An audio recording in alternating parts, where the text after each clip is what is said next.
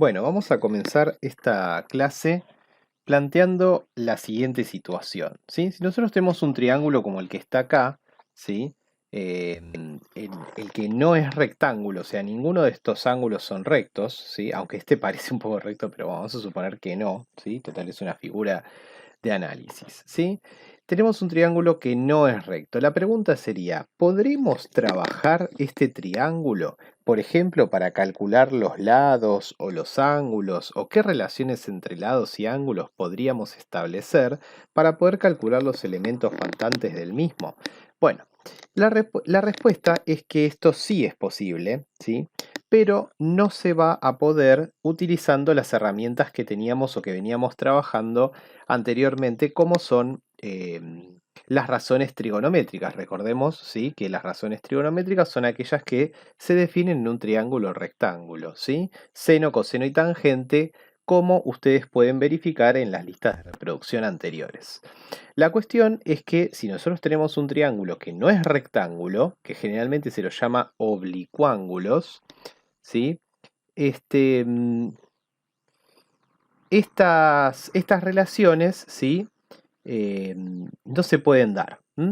Es decir, que la deducción de las razones trigonométricas es privativa, es partida, es exclusiva, ¿sí?, de lo que ocurre con triángulos rectángulos. Ahora, si los triángulos son oblicuángulos, ¿sí?, obviamente esto no va a poder ser posible.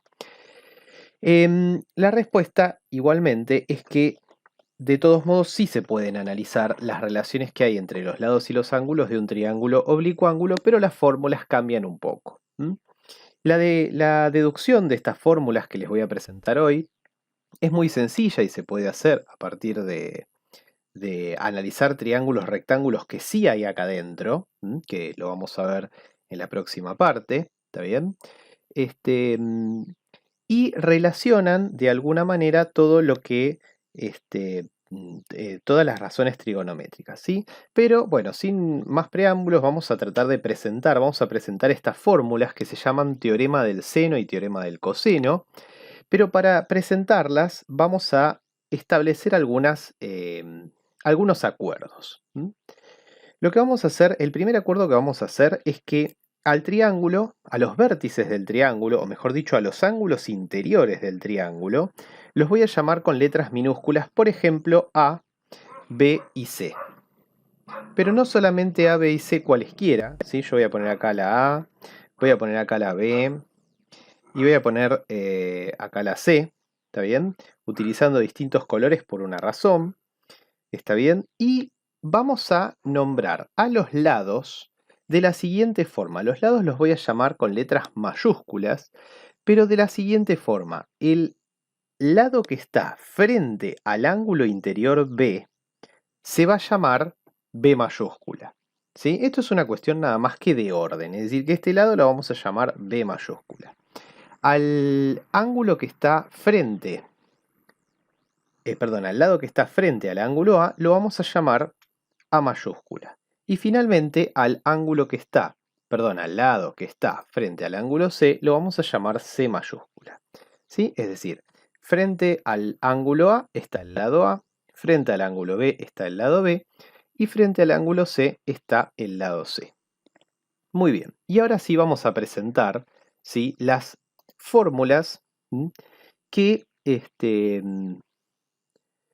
aparecen en estos dos teoremas. Vamos a empezar con el teorema del coseno. Muy bien.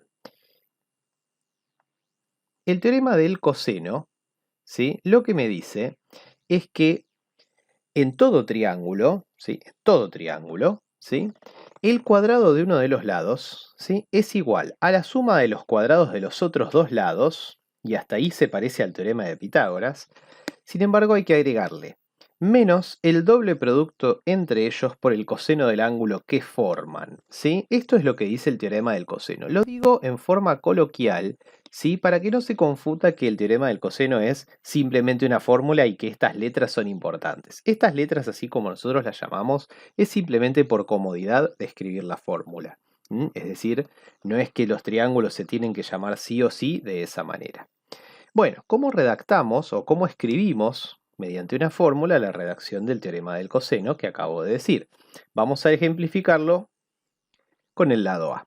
Dijimos, el cuadrado de uno de los lados, es decir, el cuadrado de A, es igual a la suma de los cuadrados de los otros dos lados, es decir, b cuadrado más c cuadrado, menos el doble producto entre ellos, es decir, 2 por la medida de b por la medida de c, multiplicado por el coseno del ángulo que forman. Ahora, el coseno del ángulo que forman b y c es casualmente el ángulo A.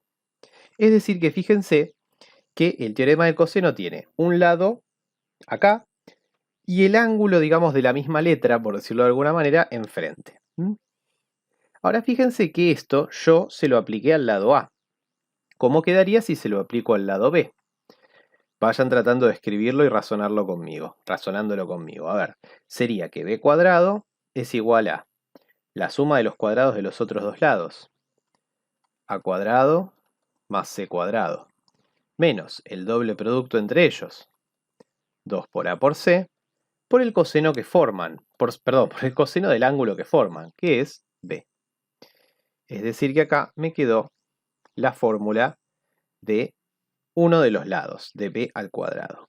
Bien, pasemos ahora a c, ¿sí? El cuadrado de c. El cuadrado de c es igual al cuadrado de a más el cuadrado de b menos el doble producto entre a y b, finalmente multiplicado por el coseno de c. Muy bien. Estas tres fórmulas, las tres fórmulas que escribí acá, son las que conforman, ¿sí?, el teorema del coseno. Muy bien. Vamos a ver después en qué momento es posible aplicar el teorema del coseno, porque fíjense que hay un montón de variables. Por ejemplo, en esta fórmula hay 1, 2, 3, estas se repiten, 4 variables, ¿sí? Siempre para poder despejar, si yo tengo 4 variables, necesito conocer 3 de ellas. ¿Está bien? Entonces, por ejemplo, fíjense que el teorema del coseno, al tener varios lados en una misma fórmula, y muy poquitos ángulos, porque cada fórmula tiene un solo ángulo, va a ser muy útil cuando tenga mucha información sobre los lados. O sea, cuando tenga más lados que ángulos o cuando tenga varios lados, el teorema del coseno me va a resultar útil porque al tener muchos lados en su fórmula, al reemplazar, me van a quedar poquitas incógnitas. Lo ideal sería que me quede una sola. Muy bien, y después, así como hay un teorema del coseno, hay un teorema del seno. Bueno, ¿qué es lo que dice el teorema del seno? El teorema del seno lo que dice es que en todo triángulo, cada lado es proporcional al seno del ángulo opuesto. Esto es lo que dice el teorema del seno. Cada lado es proporcional al seno del ángulo opuesto. El tema es que esa expresión, ¿sí?, no es demasiado útil, digamos, o sea, sí es útil, es muy útil, pero no es muy común de escribir, ¿sí?, mediante fórmulas, ¿está bien? Lo que va a ocurrir es que si cada lado es proporcional al seno del ángulo que forman, el cociente entre esas dos cantidades se va a mantener constante, se va a mantener de la misma manera. ¿Eso qué quiere decir? Que si yo agarro el lado A y lo divido por el seno del ángulo A, me va a dar exactamente lo mismo que si agarro el lado B y lo divido por el seno del ángulo B. ¿Está bien? De la misma manera que escribo esto, también podría decir que si yo agarro el lado A y lo divido por el seno del ángulo A, me va a dar exactamente lo mismo que si agarro el lado C y lo divido por el seno del ángulo C. ¿Sí? Le puse sombrerito a los ángulos como para no confundirse, digamos, la letra mayúscula y la minúscula. Sin embargo, hay una relación más posible del teorema del seno, que es, si ustedes ya se la imaginaron, que si yo agarro el lado B y lo divido por el seno del ángulo B, me va a dar lo mismo que si agarro el lado C y lo divido por el seno del ángulo C. Estas tres son las fórmulas del teorema del seno. Ahora, es mucho más común ver escritas estas fórmulas en lugar de así, tres separadas. Lo que se suele hacer es escribir estas tres fórmulas en una sola, que en realidad engloba todas, ¿sí?, escribiéndolo de la siguiente manera. A sobre el seno de A es igual a B sobre el seno de B, que es igual a C sobre el seno de C. Y esto fue el teorema del seno. Las tres fórmulas que aparecen en el teorema del seno son las tres, obviamente, que están acá abajo. ¿Está bien? Ahora, la abreviatura, ¿sí?, se puede conseguir escribiendo esta expresión de acá, que en realidad son las tres fórmulas comprimidas en una, ¿sí? Porque yo podría utilizar esta parte, A sobre seno de A igual B sobre seno de B, o de repente podría usar esta parte, ¿no? O de repente podría usar estas dos, ¿sí? Así que esa es la idea, ¿sí?, con respecto a las fórmulas. Muy bien, una vez que tenemos las fórmulas, lo que tenemos que hacer es lo mismo que siempre, es decir, interpretar los problemas a partir de algún triángulo o verificar qué puntos o qué lados o qué datos me están dando del triángulo, elegir alguna fórmula, ¿sí?, y reemplazar y despejar, ¿sí?, hasta que encontremos la variable que nos falta. Es muy importante tener presente, ¿sí?, que, como ya les dije, el teorema del coseno en sus fórmulas tiene muchos lados, con lo cual va a ser muy conveniente cuando la información acerca de los lados sea mayor o más abundante que la información acerca de los ángulos.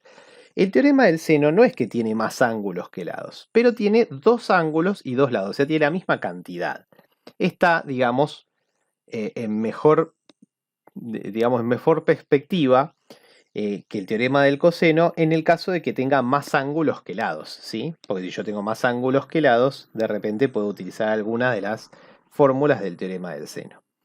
Hay una ventaja, ¿sí?, para poder resolver los triángulos oblicuángulos, o no sé si una ventaja, pero algo que no tenemos que olvidar, ¿sí?, es que más allá de trabajar con lados y ángulos, también tenemos que respetar o tener en cuenta las mismas relaciones métricas que venimos teniendo siempre en los triángulos. Algo que muchas veces a la hora de hacer estos ejercicios uno olvida es que, por ejemplo, la suma de los ángulos interiores de un triángulo sigue valiendo 180. ¿Sí? Esto pasa siempre, ¿sí? Sigue valiendo 180 grados. Es decir que A más B más C vale 180 grados. Y conocer esto, ¿sí?, o tener esto presente, es muy útil porque si yo tengo, por ejemplo, dos ángulos, en realidad no tengo dos ángulos, tengo tres de un triángulo. Porque si a mí me dan dos ángulos, el tercero voy a tener que sacarlo como el suplemento de la suma de los otros dos, ¿sí? O sea, siempre que estos tres sumen 180, voy a tener un triángulo. Muy bien, vamos a mirar algunos ejemplos sencillos de aplicación para estas primeras fórmulas.